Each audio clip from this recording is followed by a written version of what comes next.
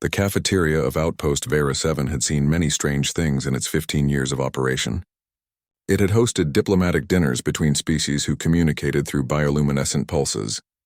It had served meals to silicon-based lifeforms who ate by absorbing nutrients through their crystalline skin.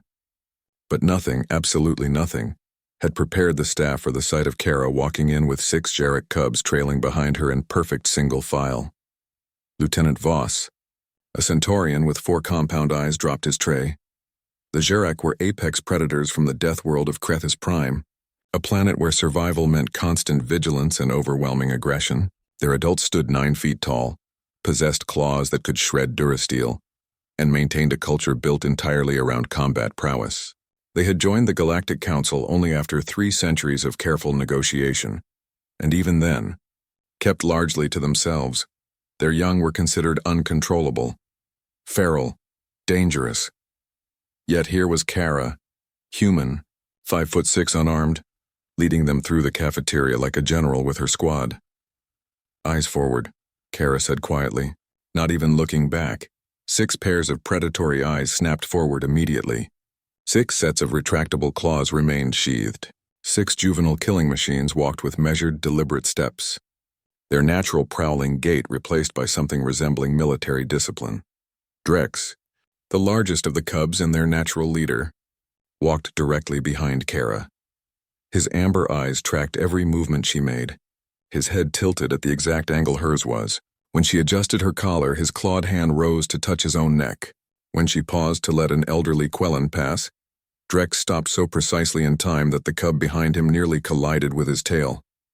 The cafeteria had gone silent. 300 personnel from 47 different species watched as the impossible unfolded before them. Kara approached the serving line. The Vorgothi cook, whose species had evolved to fear nothing, took an involuntary step backward. Kara smiled at him, a genuine warm expression that somehow made the situation even more surreal. 6 portions of the protein mix, please, she said. And one of the human meal package. Thank you. The cook's tentacles trembled as he prepared the order. Behind Kara, the cubs waited. They didn't pace. They didn't growl. They didn't display any of the restless aggression that Jarek young were famous for. They simply stood, arranged in their perfect line, watching Kara with an intensity that made every other species in the room deeply uncomfortable. When the food arrived, Kara carried her tray to an empty table near the viewport. The cubs followed, each collecting their portion with careful precision. At the table, Kara sat. The cubs didn't immediately dive into their food as Jarek normally did. Instead, they arranged themselves around the table, sitting with their backs straight, their posture mimicking Kara's exactly. Drex sat to her right, his position of honor among the cubs. He placed his claws on the table, palms down, just as Kara had placed her hands. "We wait," Kara said simply. The cubs waited. Commander Threxus, the Jarek liaison officer, had pushed through the crowd to see for himself. He was a decorated warrior, a veteran of the border wars, and he had trained hundreds of young Zarek in the art of combat.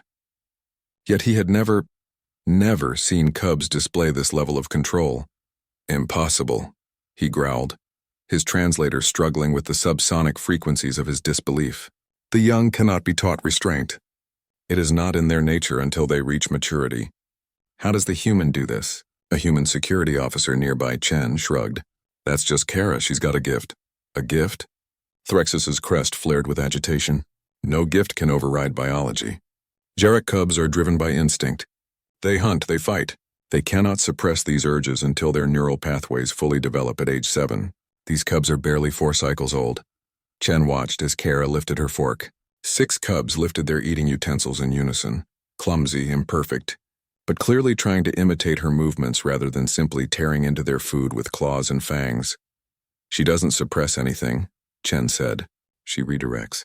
Channels it. Jarek are warriors, right? Warriors follow leaders. Warriors have discipline. Warriors protect their pack. Kara just showed them that the strongest warrior isn't the one who can't control themselves. It's the one who chooses when and how to act." At the table, Kara spoke softly to Drex. The cub listened, his entire massive form focused on her words. Whatever she said made his eyes widen slightly. He turned to the other cubs and made a series of clicks and growls, Jarek communication. The others responded with gestures of acknowledgement. Kara nodded, took a bite of her food, and the cubs began to eat. They ate with purpose, efficiently, but without the savage feeding frenzy that was typical of their kind.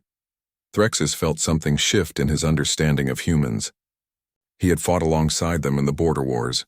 He had seen their tactical brilliance, their stubborn refusal to quit, their strange ability to survive on worlds that killed most other species. But this was different. This was not about human endurance or ingenuity. This was about something the Galactic Council had never fully appreciated. Humans understood pack dynamics on an instinctive level that transcended species. They had evolved as social predators, yes, but also as caretakers, teachers, and leaders. They saw potential where others saw only danger. They created order not through force, but through respect.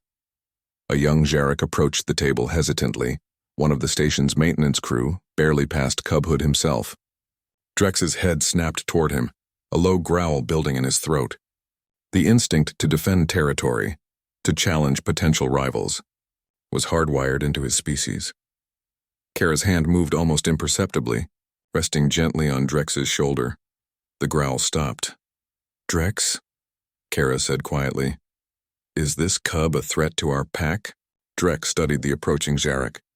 His analytical mind, the same intelligence that would one day make him a master strategist, engaged.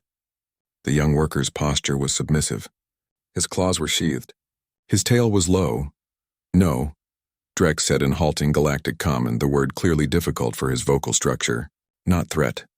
"Then we welcome him as we would welcome any who mean us no harm," Kara said. She gestured to an empty seat. The young worker sat, his eyes wide with wonder at the cub's behavior. Within moments, the cubs had returned to their meal, the potential conflict forgotten. By the time Kara finished eating, the entire cafeteria had witnessed something that would be discussed in xenopsychology courses for decades to come. The human had not dominated the predators through superior strength. She had not bribed them or conditioned them through reward and punishment. She had simply shown them a better way to be what they already were. As Kara stood, the cubs rose in unison. She walked toward the exit, and they followed, still in line, still disciplined, still every inch the warriors their biology demanded they become. But now they were warriors with purpose, with control, with the kind of strength that came from choosing restraint over chaos. Commander Threxus watched them go, and for the first time in his long military career, he understood why humans had become so indispensable to the Galactic Council. They didn't just survive among the stars. They taught others how to thrive.